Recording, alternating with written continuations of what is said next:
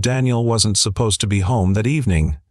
His meeting had been canceled, and for once, he thought he would surprise his wife and spend extra time with his 7-year-old daughter, Lily. As he pulled into the driveway, he imagined her little feet running toward him, arms open wide. That thought alone made his long days at work worth it. But when he opened the front door, the sound that greeted him wasn't laughter. It was a muffled whimper, a child's soft cry. His chest tightened as he placed his briefcase down, every instinct urging him forward. He followed the sound down the hallway until he reached Lily's room, and what he saw made his stomach drop. There, on the bed, his wife had her hand gripping Lily's arm, harder than necessary. The little girl's face was twisted in fear, her eyes darting to the doorway as if begging for rescue. For a moment, Daniel froze, his world tilting off its axis. He had trusted, believed, never questioned. And now this. "Stop!" Daniel's voice thundered across the room. His wife jerked back, startled, her grip loosening immediately. Lily bolted toward her father, wrapping herself around his waist, sobbing into his shirt. He held her close, his hand stroking her hair, his heart shattering with every trembling breath she took. "What are you doing?" he demanded, his voice breaking. His wife's face drained of color, her lips quivering. "You don't understand," she stammered. "It's not what it looks like." But to Daniel, it was exactly what it looked like. A moment of betrayal deeper than he ever imagined.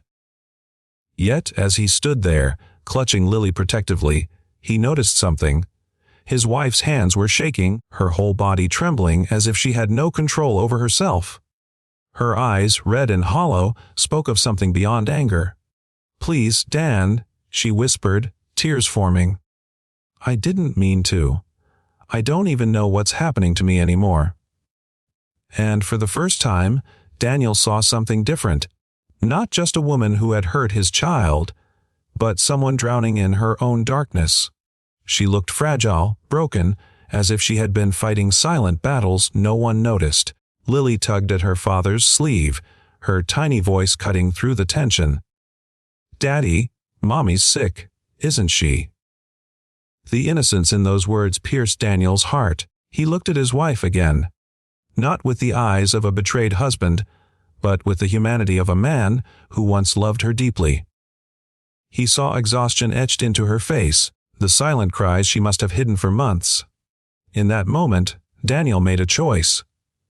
Not to excuse, not to forget, but to help. He gently kissed Lily's forehead and carried her out of the room, promising her safety first. Then, later that night, he returned to his wife. She was sitting on the edge of their bed, her face buried in her hands. "I need help, Daniel," she admitted between sobs. "I don't want to be this person. I don't even recognize myself anymore." Daniel sat down slowly beside her, his heart torn in two directions. "Then we'll get you help. For Lily. For us. For you." For the first time in a long time, his wife looked up at him with hope flickering in her tired eyes. Lily, who peeked from the doorway, saw her parents sitting together. Not as enemies, but as two broken people trying to heal. That night marked the beginning of something unexpected. Not just the uncovering of pain, but the possibility of compassion. A father's fierce love for his daughter, a child's innocent understanding, and a husband's willingness to see the brokenness behind the anger created a fragile thread of hope that none of them had expected. And from that fragile thread, something new began to grow.